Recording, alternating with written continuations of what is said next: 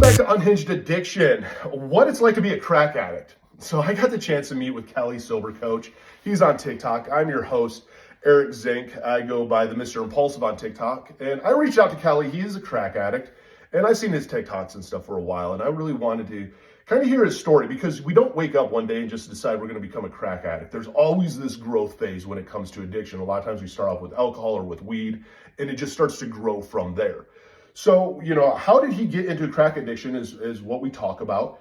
And if you're new to Unhinged Addiction, again, like I had mentioned, I'm your host, Eric Zink. I go by the Mr. Impulsive on TikTok and Instagram, or it's Eric B. Zink on YouTube, Eric Zink on Facebook, or you can go to ericbzink.com. Where I do share all about addiction, getting sober, different ways to get sober, and just making you feel not alone. And I think that's the whole key of it. And I was really excited to talk to Kelly. I was kind of nervous. I haven't really done a collab like this in a while, especially with another social media influencer. So to hear his story has been awesome. If you haven't downloaded Sunflower Sober and you're trying to get sober, this is your sign. Download it, iOS and Google Play. Make sure to check out Sunflower Sober. It's an amazing app to help you get sober and stay sober. So let's get into it and talk to Kelly on how it is to be a crack addict. Kelly, I'm glad I get to connect with you. I found you originally on TikTok. I've watched your follower count grow. You made it. It's so true. You find a lot of people on social media who are 30 days sober or 60 days sober, and they're deciding to tell everybody how to get sober. I do what you want to do. I'm all for it, but it's also like, just please don't give bad advice. Yeah. You've been doing this for a while though. So what was your drug of choice? It's for me, it started out with alcohol. That was the first, I guess, numbing agent that I found. That was when I was in my early teens, about 14 years old as I got into high school. Fast forward till I'm 30, that's when I first tried cocaine. And I was like, holy shit, going from a depressant to a stimulant, man. I'm like, oh, this is what I've been missing. And then, I'll say this in a lot of my videos. The graduation ceremony for me was not being able to find coke once, and I found my first little bag of crack, and that was the drug for me. I mean, that's the thing that ultimately destroyed my life. I'm kind of thankful to it, but crack was the one that hooked me real bad. So in your 20s, because this is a part I always love about everybody's story, because everyone's story is so different, and people think, you become an addict early on in life, and in your 20s is when you're doing all these hard drugs. And for a lot of people, they get hooked in their 30s and their 40s, later on in life, even. And so, what was your 20s like where, okay, you were alcoholic, but what were you doing in your 20s? In my 20s, so I was pretty like stagnant in my 20s. I was a bartender. I worked at a country club, and I enjoyed that job. It was fun. It was a party, and from that job, I guess I would have been maybe 25 or 26. One of the members of the club said, "Hey, you'd be great at sales. Why don't you come and work for us? You'll come." And I see you smiling there. You know exactly what I'm talking about. But you'll come and work for us. We sell, point of sale equipment like receipt printers and touchscreens and stuff. I said, good. And I was the kind of guy, Eric. I was just like, okay, I'll do whatever's in front of me. If you think I should do this, I'll do it. No mind of my own, right? So I went and did that for a while. And then I worked there for a couple of years, and then I guess I was recruited by a larger US based company. I'm in Canada, and I went and worked for them for a few years. And my 20s were not a happy time for me unless I was drinking. That was the only time I sort of felt safe, is when I was drunk, or I was at work and had a couple of drinks or whatever it is. I really needed that to feel any sort of confidence. Even though I made some half decent money. I performed well at work. I just wasn't happy, man. But that's kind of what my 20s were. Relationships, dude. I maybe had one or two. I was just so full of fear of rejection in my 20s. It was not the happiest time for me. No, it doesn't sound like it. And I think that's actually something that's really relatable for a lot of people too. And it's funny because you say sales, and it's amazing how you can actually drink and kind of get away doing sales sometimes. And it helps, man. It helps with Yes, the rejection. It helps with those no's. You don't really care. You go get a shot and go back at it. that's right. I know your story. 99 bananas before work every day. Let's go. Let's Let's get do it, let's man. get Let's selling. exactly. So what got you to try Coke for the first time? I was 30 years old, which, I know it's late for a lot of people. And I was at my buddy's apartment, and I know they had been kind of doing it for a few years without being, overt about it and without telling me. I still think that they saw the way I was with alcohol, and they're kind of like, I don't know what this guy's gonna be like on Coke. So they didn't never brought it out in front of me. But one night they did, and I'm like, hey, can I give me a little bit of that? So that was when I was 30. And that night, man, I'm telling you, so I had like the amount that you and I would laugh at today. You look at that and go, why would I even bother? But I had that first one. I'm like, holy shit, man, this is for 3 hours. We went to the bar across the road. I'm talking to people. All of a sudden, I'm an expert on religion. I mean, I'm having these what I thought were in-depth conversations with. I just felt so included in everything. I loved it, man. I loved it. That's when I first tried Coke. And the funniest part is to me, you know, when you grow up, people tell you about drugs and saying no to drugs and all this bullshit, and they don't tell you what peer pressure really is. You know, they're telling you that you're going to graduate high school and there's going to be some guy behind the school, offering you free drugs, and it doesn't work that way. And the peer pressure of just it's you being around it, seeing it, and then just kind of wanting to be included. It's us. The peer pressure isn't anyone else. It just happens to be they're doing something. It's us going, fuck, I want friends. I like these people. God, if I do this with them, like I'm going to be even more included and have this different bond with them. Like, cool. That's really what peer pressure is. So you used some blow and you went on one then, huh? Yeah, I loved it. Yeah, and so it really advanced quickly for me. I'm like, I don't think. Well, secretly, I do think I'm worse than a lot of people who have like drug problems because I really go to fucking town. I really overdo it whenever I find something that you know changes my brain chemistry. But so I would go and do it with those friends every other weekend for a couple months, and I'd be so excited because I didn't know where to get it. They would get it, and maybe a gram between like four or five of us, and that was the night. And that slowly became me going, hey, can we get some tonight? Can we get some tonight? And then it's every week. And then I would then order it and say to my friends, hey, listen, I have somewhere else to go tonight, which was bullshit. I was going home. I said, can you grab me like a bag and I gotta go. I'll see you later.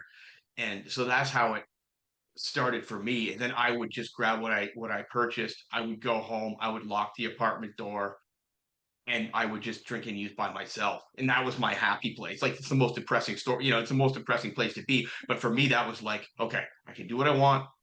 I do coke with no pants on. It's fantastic. No one's here to judge me. It's all mine. All mine was very important to me. I didn't like, okay, everyone, here's four lines. Let's go.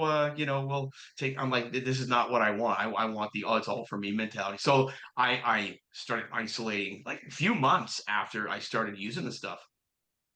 That's the thing I find really common about cocaine, is that it's not a social drug. People really think like, yeah, when you first start using it, it is a social drug, and maybe to some people who can. I don't think you should ever normally use cocaine, but people who don't have our kind of personality, it is. But for man, an addict, it becomes a really like private drug really quick because you don't want to share any of it, and it's such a weird obsession we get. Um, when you were doing cocaine then by yourself, let me ask you, did you acquire any? I always called them like add-ons because it wasn't at a certain point, at least for me, enough chaos. I needed more. I needed to chase more. And I've noticed people will go usually one of two routes. They'll go the gambling route. So they'll drink alcohol, coke, gambling, something that's not necessarily a substance, but it's stimulating, still an addiction. Or they go the sex route. Did you go either one of those? That's so funny, man. No, you know what? And honestly, dude, I've never heard anyone put it that way before. And I didn't realize it was so when it came to be addiction. First was well, like I'm doing coke.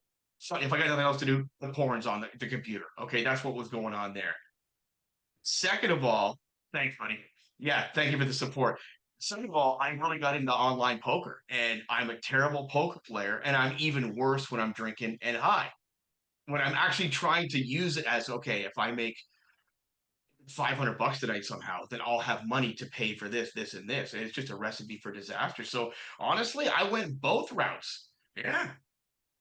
That is rad. I've noticed that like most people, once we get to that like Mhm. really like lonely point of using, we usually go like one of those routes. Or if you're one of the few that I've met that's went both. Like I would be sweating bullets, hot plating something, trying to carpet surf butt naked, fucking watching porn. You know, I've met people that it was that online gambling, and it was that weird like sickness of, well, dude, if I just win like $500 back, I just pay for my bag, I pay for the alcohol. Like I got high for nothing, even though you never won. But it was this whole fantasy of like, oh, dude, this next one I can feel it. I'm so close, wrapping you in.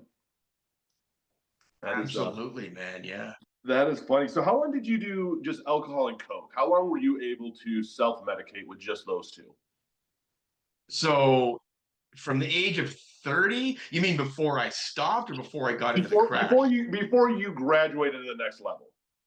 Oh, it wasn't that long actually. Maybe year and a half before I graduated to crack.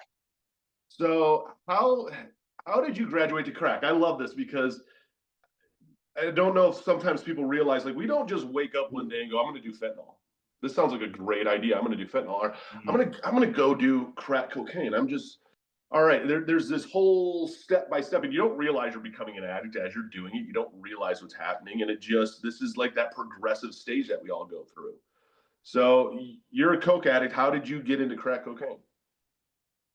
Well, I can remember that. I still remember clearly the day and what I can see that day. And it would have been, it was Saturday morning. I was living by myself in Toronto, and I was having a couple of drinks. It was like maybe 11 o'clock, and it wasn't like I was happy because I think I had really good sleep the night before. One of those things, maybe you can relate. Like I wake up and I'm like, oh, I just had 8 hours sleep. I feel awesome. Like to the normal person, it's not like, oh, well, then I should have a couple of drinks. No, it's like, well, go and do something with your day. No, me, I was having a couple of beers. I was definitely listening to the Howard Stern show. I'll never forget that. I believe it was just when SiriusXM came into Canada and we were able to get the Stern show. So I was happy about that. I've always been a big Stern fan. So I was listening to him and I'm having a couple of drinks and I go, man, I could use some Coke right now. And I didn't, so my buddies weren't around, so I couldn't get it from them. So I'm like, all right, well, I don't really know where to. So I know where the shitty areas of Toronto are. So I said, I'll drive over there and I'll just pick up some coke from the street. And so I asked a couple people, are like, oh, dude, I look like a cop because I always, try to be half decently well dressed. And by that I mean a golf shirt and pants, and I just didn't look like a slob. You know what I mean? Right, right. So they're like, most of them thought I was a cop that I would go see there. So, but the one kid that I saw, he said, "Dude, I can't get your coat. No, you're not gonna find that out here." He said, "I can go get you a rock or get you hard." I think is what he said. I'm like, "What do you mean?" He's like, "Well, you want to smoke some crack?" I'm like, "You kidding me?" I said, "No, do I? You know what I mean?" I was kind of like, I wasn't really insulted, but I was like, "Dude, are you crazy? Do you?" You know, and I'm telling you, 15 minutes later, when I couldn't find anyone else, I'm like, "Hey, buddy, you still got that thing that I can get from you?"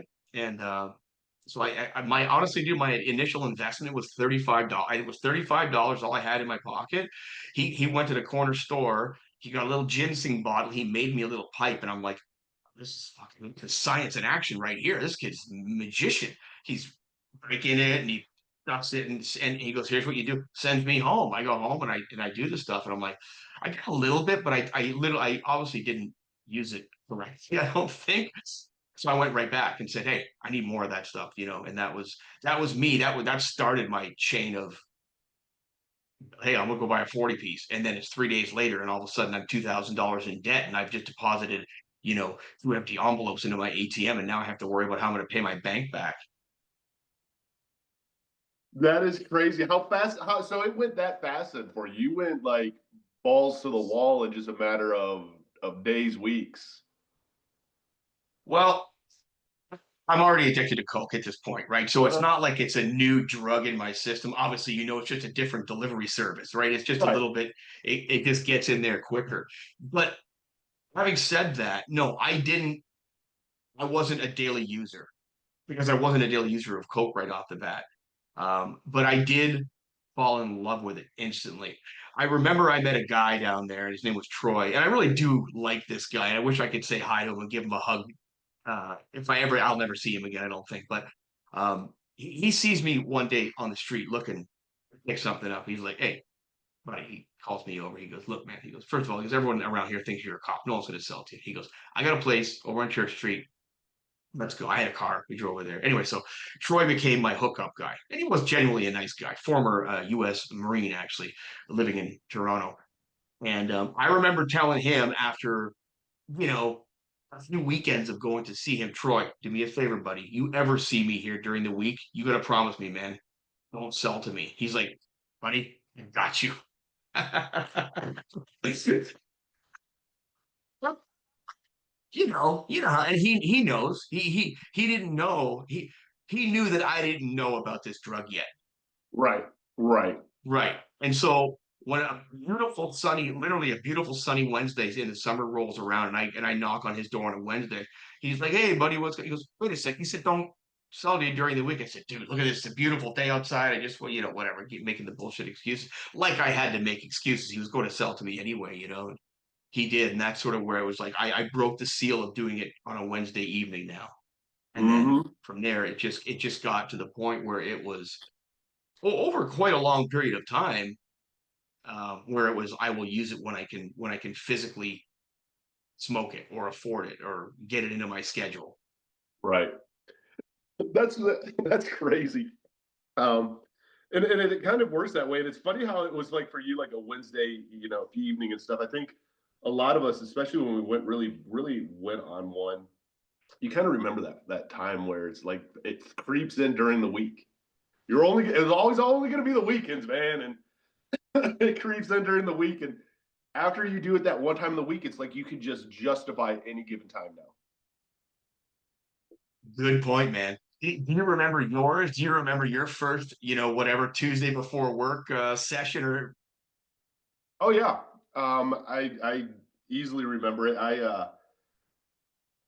remember when it got the first real time at work that ended up doing it. I figured I was going to have fun with this. I was running an RV dealership, and so I had them pull a toy hauler around out front, travel trailer, and we plugged it in. So we had 30 amp service, so we could run the microwave, so I could hot plate this if we needed to, and we could peek out. We had the music going, and one of my lot porters was a dealer, and I had him come down and bring us an 8 ball. And it was me and two other salesmen because it was like a holiday weekend or something like that. It was a slow day, and man, we're in there just doing line after line, and we blew through that. And then I ended up getting us another 8 ball, and it was just fun. We're just this one time at work, dude. We're all cutting loose. This isn't a big deal. We're just gonna have fun, and that's then all of a sudden the way I started looking at it. I'm like, oh, I'm just having fun. And I could just justify it now whenever. And then it got to the point like I don't want to do this with anyone else because they can't know I'm doing this. So then you start hiding it in the bathroom and you going out to your cars and shit like that. But yeah, it that one time of however you justify it, man, is that anchor you kind of grab onto. It gives you that reason to do it every single time. Mhm. So you got on it, and how long were you on crack for? Well, I guess my first hit was probably 2005, 2006. And I quit for good in 2011. So not that I didn't try to quit in between there several times, because I did, and I put some good effort into it and actually did get a bit of sobriety time in between. But yeah, so I guess from the first hit, it was about 6 years, maybe 7 years. Now that I think about it, that's what's coming to my mind. So it was a while. Yeah. So what finally happened where you're like, you know what, I'm over it. I got to get sober. What was that final rock bottom straw that you hit? It's funny. So it wasn't like, rock bottom before. I had a what I would call a botched suicide attempt where I was, seconds away from ending it. I was, bankrupt. I had my car repossessed. I ended up homeless for several months. All sorts of bad stuff that I created in my life. I lived through. But the time I quit, it was kind of like I had started to rebuild my life. Like I had a car again. My credit was repaired because they actually gave me a car on finance. I had a job. I was working at an auto uh, manufacturer, like working in the plant at this point, right? Not my ideal job, but nonetheless, a good job that pays the bills. But I continued to relapse, and I remember the last time I ever used, I still had money in the bank, which is was kind of weird for me. It was a new experience, and I actually had money in the Yeah. bank. Excuse me. But so I was at this place, and they were on the top of a hill, and I was being hunted down by my family, my mom, my sister. They're always concerned about me because they just always thought that they were gonna get a call from the police station, the hospital, whatever, and I would be dead or arrested again, whatever the case was, right? So they're out looking for me because they love me so much and they're just the best. Um, but I kept saying at the crack house, all right, I'm out, I'm done. See you later. You'll never see me again. And I walk down the hill and their ATM is right there. Fuck. So I go to the ATM, another $100, back up the hill, and I would do that again. And I must have done that 3 or 4. Even the people who I was feeding money to were getting sick of seeing me. It was one of those situations where like, Jesus Christ, you back again? Like, okay. But that day, it was a beautiful summer day. It was August and it was the afternoon. I had been up for a couple of days. And I remember, I was 38 years old at this point, and my mom was coming to pick me up. And I'm lying down on the front lawn of a gas station. I hadn't showered in a few days. I felt like absolute garbage. And man, I just remember thinking, if you keep doing this, you're gonna die. And for me, I wouldn't have probably died of natural. It wouldn't have been natural, but I mean, I would have taken my own life at some point. That's the direction I was going. And I remember thinking, you're going to be remembered as a guy who was so loved and so funny and had such amazing potential, but he wasted it. He chose drugs instead, and that was something that, like, damn, I'm not saying that got me sober, but that was one of the things that stuck with me that day, and also that I was going to 12-step meetings and things like that, which are great, but I wasn't putting all my effort into it because I was still sitting in a victim mentality for a long time. And victimhood, I sacrificed willingly about 10 years of my life by being a victim. And I remember thinking that day, dude, no one's coming to save you ever. Family can love the shit out of you, which they do, but they can't make your life any better. Like, if you want this, you got to go for it. And it was just one of those things. Like, what do you do at attempt number 39 of getting clean for good? Try again, maybe with a different mindset, maybe try a few new things. And that's what I did. And that was the last time. That was August 2nd, 2011. And that's the last time I used alcohol or drugs. That's awesome. And it's a hard place to be. I don't think that people talk enough about the despair of an addict the older you start getting, and how with even that victim mentality, it plays into such a negative spiral of, I'm too old. My life has passed me by.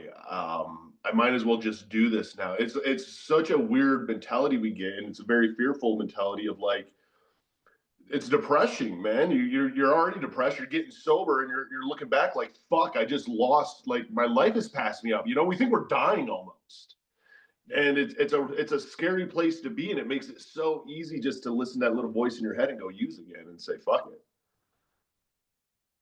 So Absolutely, when it man. came to your family, how did your family? Because it sounds like your family really did love you. Well, how did they not enable you, or did they enable you? Well, I mean, if you want to go by textbook enabling, which I don't really know what that is, I mean, I know what enabling is, but where the line is, I'm not sure. Probably did. uh, by allowing me to keep coming back to their house. I'm 38 years old. Why I should not be at my parents' house sleeping in their basement. That's you know what I mean. That's for starters.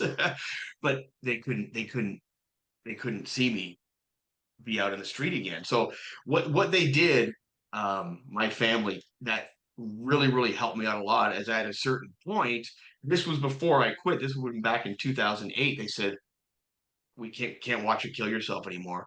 You're killing us. My dad started to literally have health problems because of my behavior. They said, you got to go. You can't come back. And so that was um, when I became home. I started living in a Yep. shelter for a few months, but that really lit a fire under my ass because I saw consequences that were absolutely real. And when I was living in that shelter, surrounded by guys who were just like me, I had to make it. I was forced to make a decision for my own future.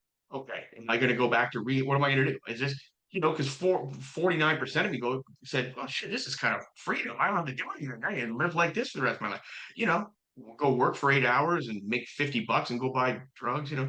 But then, the real part of me decided to make the decision to go back to rehab. So I was only there for a few months before I worked my ass off, got a referral, calling and calling and calling, and I got into rehab very quickly, actually, to a 6 month program. So as far as enabling is concerned, they listen, they loved the shit out of me. They did what they had. They did what parents do, and I don't know if I'd be alive if it wasn't for them.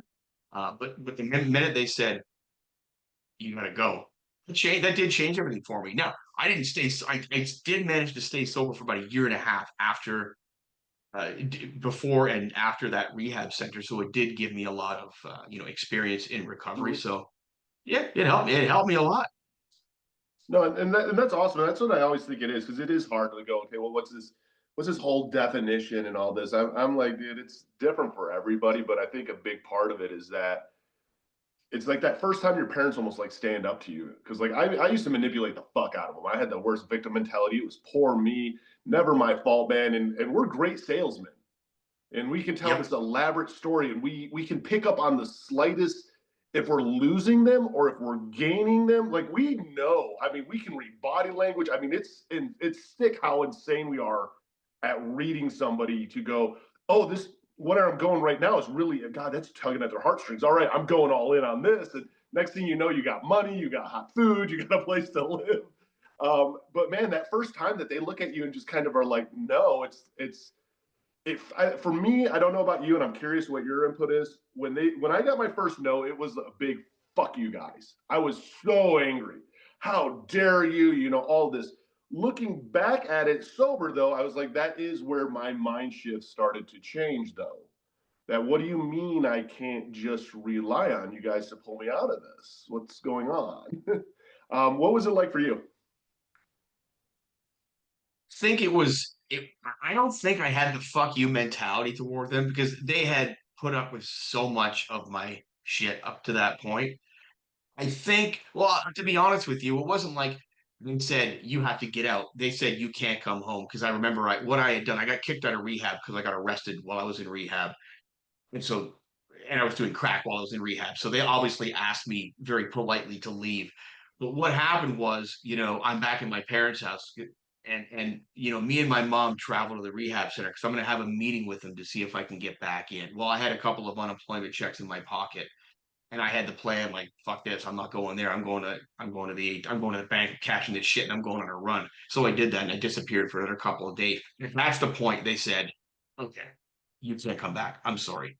You know. So when they said that, I was like, of course I get it. I mean, I wasn't mad. I wasn't mad at them. I totally understood. I went into detox, and then I went into the rehab center. And bless them, they would come every week to the rehab. I'm 30, what, 5 years old maybe at this point. They're sorry, they would come to the shelter. They would drop me off bus tickets. They would drop me like $20 in cash so I couldn't get in too much trouble. And they would give me this $50 Tim Hortons gift card, to go to the coffee shop and get a sandwich or whatever it is. So what I would do is I would immediately go and sell them. Oh, they bring me cigarettes. I used to smoke too. So they bring me some cigarettes. So I go to the local convenience store, sell the cigarettes to them, sell the bus tickets, and I would go to the coffee shop with this $50 gift card, and I would purchase tins of coffee, and I would wait for the shifts to change, and then I would go return the tins of coffee, and they would give me cash back for them for some reason. And I remember thinking to myself, Kelly, you are a fucking genius for doing this, right? And that would buy me about a 2 hour pie. But Yeah. so my parents never gave up on me, even if I wasn't staying with them. They were always so freaking kind. Oh, that So is I was not nothing. mad. No, it's amazing how creative we are. We will find money one way or another. Damn right. you know So what finally happened that it stuck, like sobriety stuck this time? What was some of the changes that you made versus all the other times that it didn't? There were a few things for me. I'm gonna ask you the same question afterwards. I'm looking forward to that answer, by the way. So I was never much of a goal setter. I was always like, hey, just do it. Like I said earlier, just do what's in front of you. That's what you're supposed to be doing. But when I finally got sober, one of the changes I made was to actually take an active part in designing my future in the way I actually wanted it to unfold, that it would actually excite me and make me happy. So that led to me getting into fitness, getting into running. I love running. You know, I was a fat, lazy crack addict. I was one of the few fat crack addicts. I was so unhealthy, but man, I got into running and I absolutely love that. It's given me a whole new identity, and it's shifted my perspective. I started thinking to myself, and this is I don't I think this is common with people who are in addiction. Like, we don't often think that we have a choice at where we're going in the future. And I was among that group. And I thought at some point, okay, what do you really want? Like, what do you actually want your life to look like? What's going to make you happy? What'll bring you joy? And so I started living my life that way. I started taking some risks. Like, I was always afraid of being rejected by women. And I started dating. And that's something that continued to change my identity. I got out of the car plant. I got back into sales, even though wasn't my favorite thing to do. But it was just like I wanted to get out of the plant. So I went back and worked for sales for for a company who was a big customer of the company I got fired from for smoking crack, by the way, because I was able to mend the fences that I had destroyed with the other company. And from that morphed into, okay, what's next? I started a landscaping company, then a construction company, then I got into recovery coaching years later. So for me, what's made it stick for me is actually having something to look forward to, being healthy, and you know, community for me is pretty big too. Like, I love my running group. I have a sobriety community that I run, though it's virtual. I still get out to the odd CA, the Cocaine Anonymous meeting as well, to see some people there. And they're friends. Um, but, I was one of the people who would go to 7 meetings in 7 days and get a pat on the back from someone because you're still sober. Meanwhile, I'm fucking dying on the inside because I really don't like the life that I'm living still, and I really don't have any hope that it's going to get any better in the future. And that's something that I absolutely had to change, or I would not have stayed clean.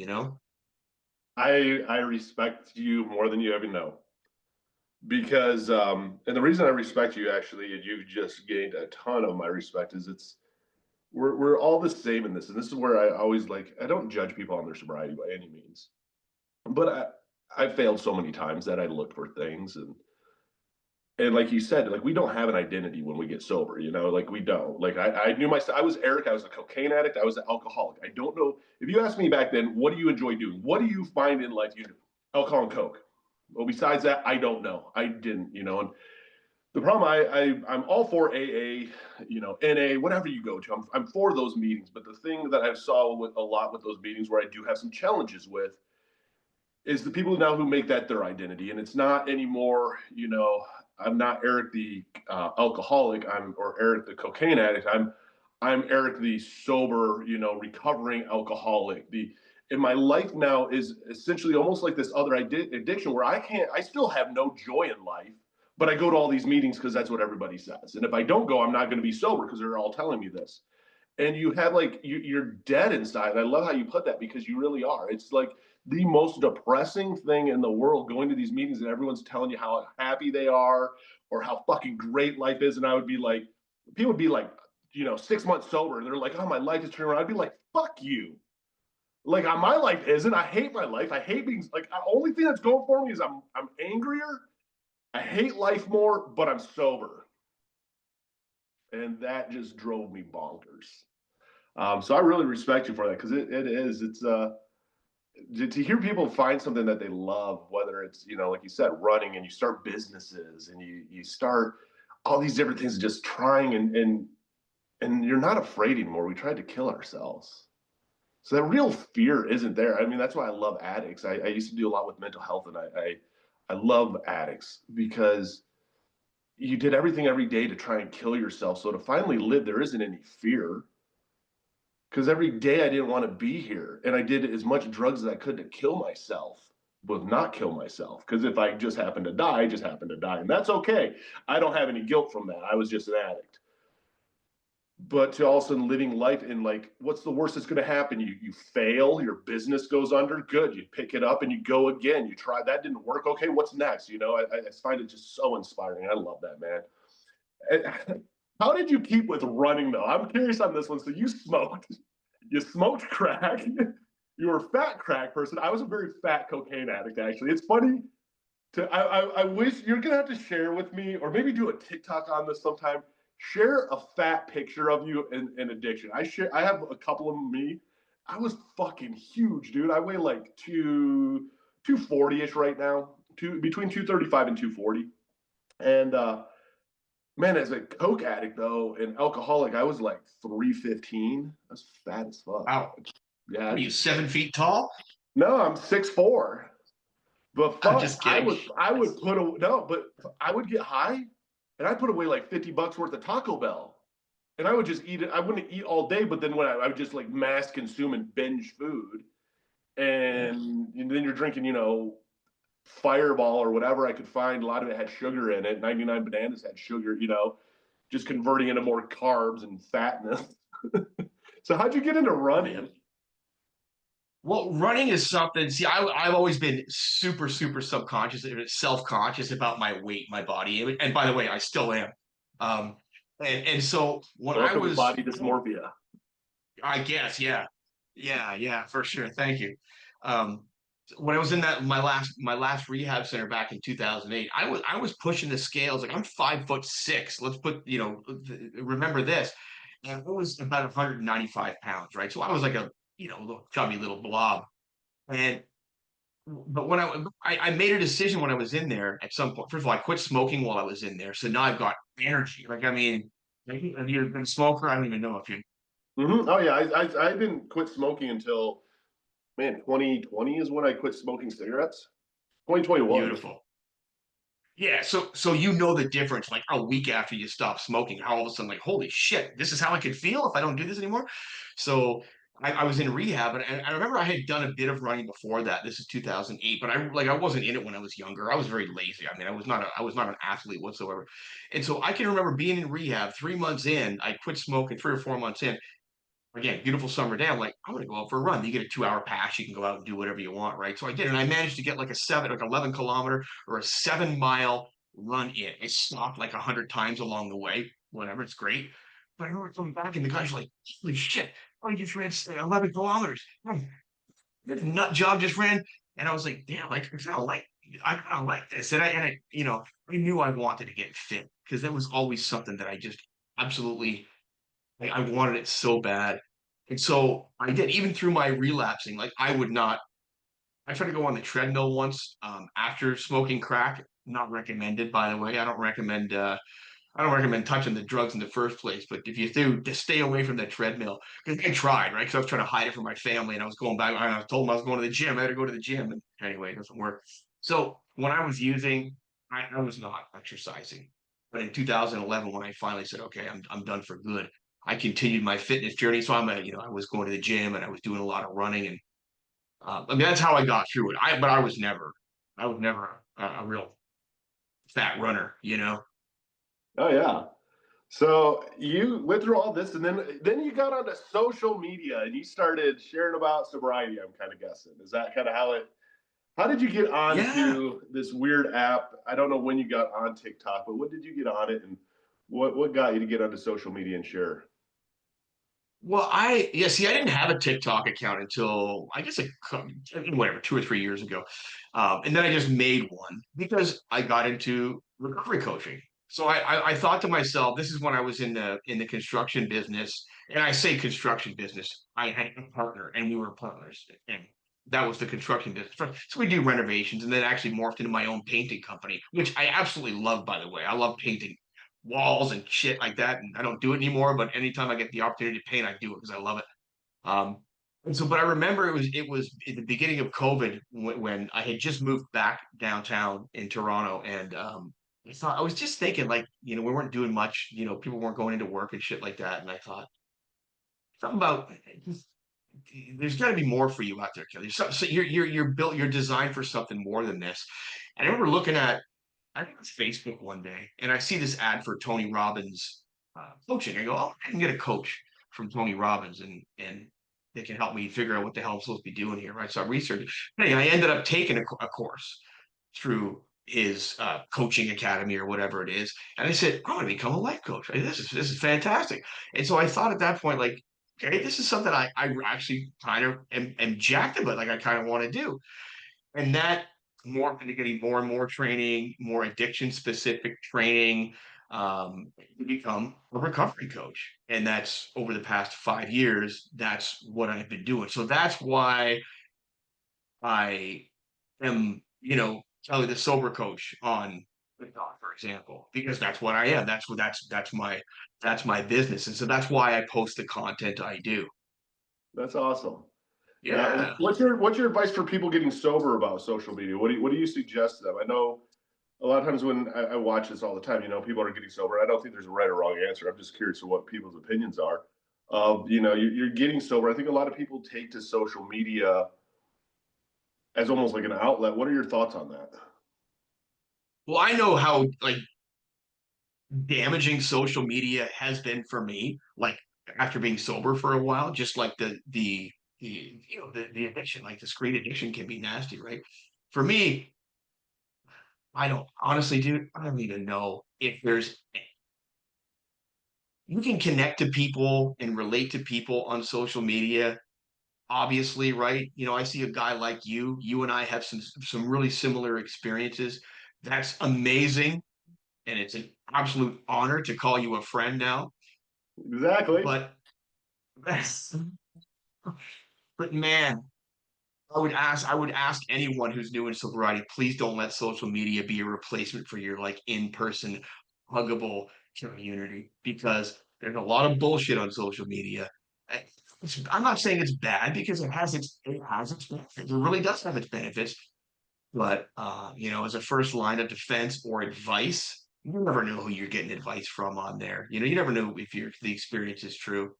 Um, I always say huggable community before anything, and be wary of social media. If I could I don't have to go on social media.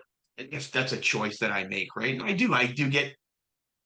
I spend too much time on there still sometimes, and I don't love that when I do that. But for new people, man, it's just like, hey, social media is great, but get out there.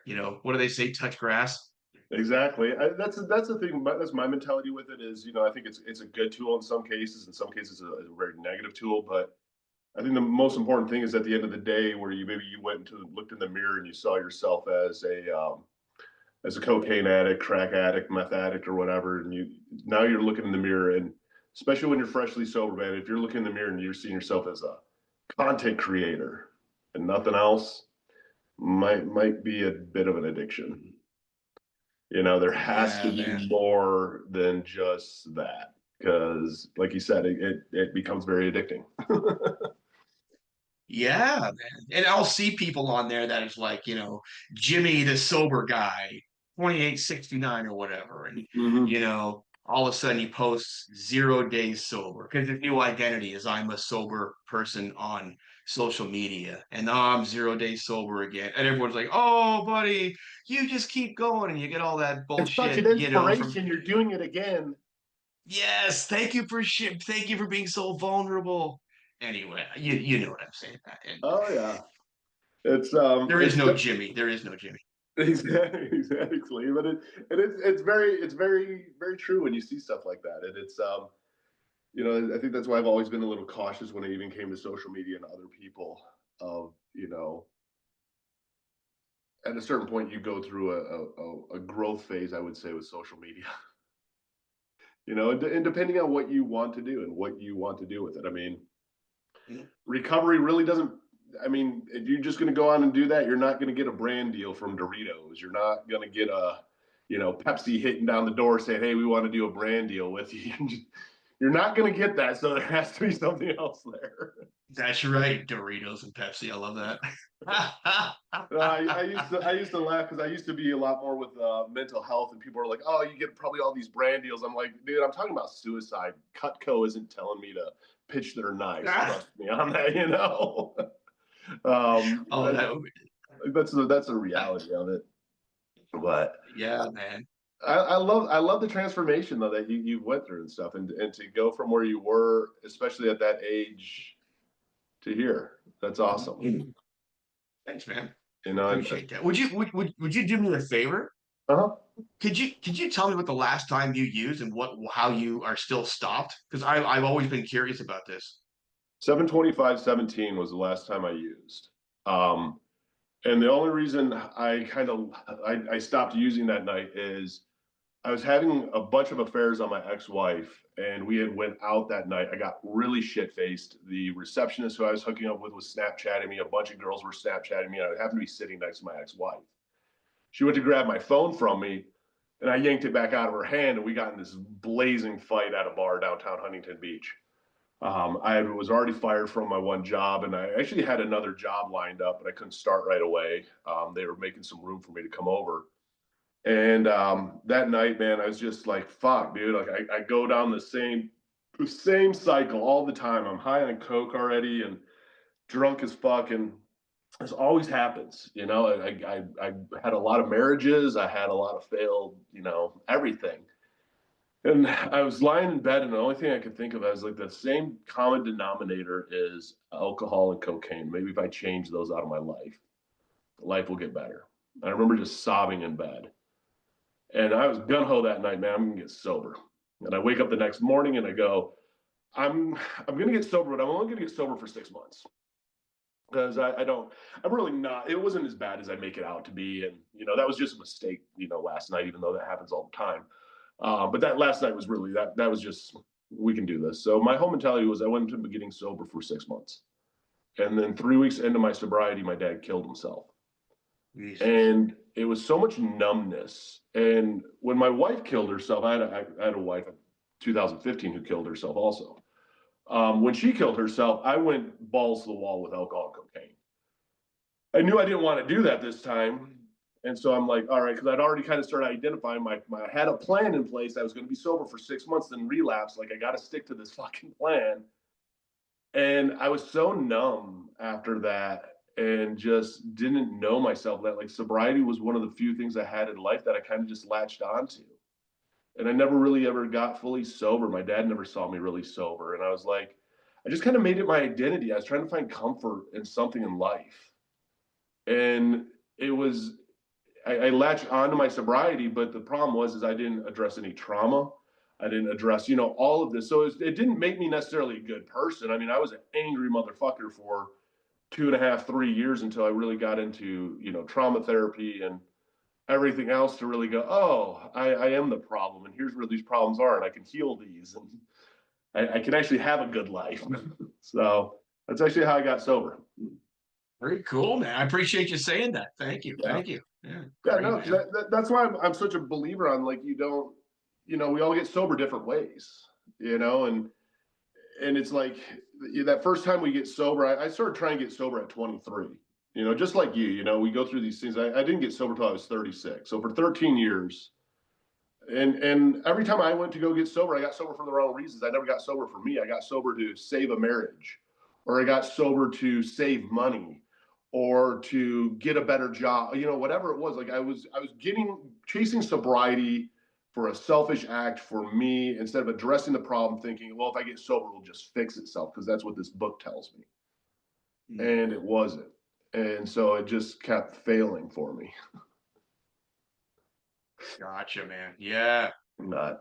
That's why I do like the coaching aspect of it, and I really appreciate people who do that and do the more of that hands-on approach because, you know, like you said, you need community, you need somebody to be able to talk to. You need to realize like that there's no shame. You know, that was the hardest thing, and I don't know how much you encounter this or when people come to you, where you know, maybe to their sobriety community, they're a year sober, and to their really close friends, they're a month sober, but to their best friends, they're, a week sober, but to them, they're actually not even 24 hours sober. You know what I mean? Mhm. Where you're afraid just to tell people and you relapse and you just go Yes. down these dark paths alone because there's so much shame around it. I got to throw out all my chips now and I got to start over now. And it's like the way that people look at you and why didn't you call me and all this shit. And you're like, because I didn't fucking call you and I didn't want to hear a Bible verse and I didn't want to hear any of this shit right now. You know what I mean? Oh, that's funny. Yeah. Yeah. So, Let me ask you this. I see. Again, I still go to some 12-step meetings and bless them because I was in there for 10 years. uh-huh. I had a sponsor and I did some of the work in there, but I also did a lot of work on the outside on myself, right? AA Right. alone or CA alone wasn't going to help me, wasn't going to fix me. Do you think taking that walk of shame, which I have done countless times to get that newcomer key tag or chip, drives a lot of people to not come back? So that's Yeah. something that concerns me. I think it does. I think it when you're first new, and I think if it's your first time there, your first time ever at an NA meeting or AA meeting, one, I think it freaks you the fuck out because you don't want to get up in front of anybody. You don't even want to admit you're an alcoholic, any of this stuff. You don't even know what this is really. You know what I mean? So you don't do it. You go through this little phase where you're like, oh, this is fucking cool. And you're always going up there to get your newcomer chip and you're, but man, if you relapse and you're 6 months in and you have all these chips, there's so much shame around that you ain't going back. And if you do go back, you ain't going back to those meetings. You're going to go find a new meeting. You'll travel somewhere else for a different meeting so you don't have to see these people again. Because there's so much shame around seeing those same motherfuckers and going, and just the way that people treat you. I mean, I wish I could say it was all kumbaya and hugs and loves, but it's not. We're all fucked up human beings, and it's like people take shit too personal. Yeah. But that's just Yes. my 2 cents on it. I do believe in the programs because I do more than anything. Like what saved me was being able to be like, hey Kelly, what are you doing tonight? Let's go grab a cup of coffee or something, man. I'm not having a good day. And it might be at like 10 in the morning or 11 in the morning. And you're like, hey, I'm down. Let's meet at 8 o'clock tonight. I'm not going to use now. I'm not going to do anything because I'm looking forward to like, oh my God, okay, at 8 o'clock, I'm going to meet up with you. We're going to get some coffee. I can get this shit off my chest. You've got something scheduled. You've got someone to be accountable to. You got Mm-hmm. something to stay clean for the next 12 hours or whatever it is. Mm-hmm. Exactly. Yeah. So, well, I appreciate you doing this with me, brother. Thank you for listening to Unhinged Addiction. I hope you enjoyed this episode. Again, if you have not hit the like and follow button, make sure you hit the like and follow button. Feel free to leave a review or even a comment. I do go through and read those and maybe get an idea of a podcast off of those. I hope you enjoyed this show. If you haven't downloaded Sunflower Sober, this is your sign. Download Sunflower Sober on iOS and Google Play. It is an amazing app to help you get sober and stay sober. And for everybody out there who is going through it right now, that's fighting through it right now, I just want you to know that I am proud of you, that it does get better. It is a fight, but don't give up because one of these days you're going to look back and go, you know what, they're right. They didn't lie. It does get better. I believe in you, man. Don't give up.